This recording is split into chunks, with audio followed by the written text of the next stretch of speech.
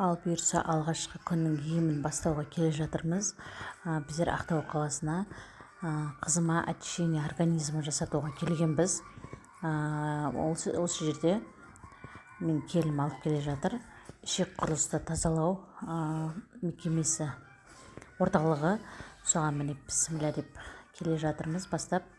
Бүгіннен бастап алғашқы емімізді бастаймыз. Одан кейін ертең арғы күні 3 күн ем алатын боламыз. Бұл жерде іштегі шлактарды, іш құрылысты тазалап, яғни дәрілік шөптермен клизма жасау арқылы және де өздерінің беретін коктейльдер бар. Яғни оның ішінде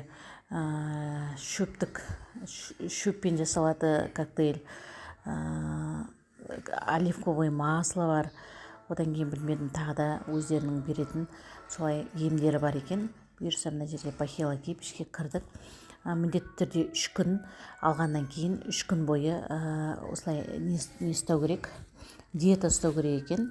Яғни еттің тек қана сорпасы, етін жемей, кепкен нан деген сияқты қытырлақ сухари нандар, сондаймен тамақтану керек. В общем, бұйырса алғашқы емімізді бастадық. Ал одан кейін екінші, үшінші күні тағы да бүгін 1 күн келдік. Енді ертең 2 мезгіл, арғы күні 2 мезгіл, 3 күндік емімізді бұйырса алып, демалыс күні воскресенье бұйырса кейін қарай пойызға отырып ауылға қайтамыз. Қыздар, очищение организмі жалпы дейтін сөзбен айтып жеткізу мүмкін емес.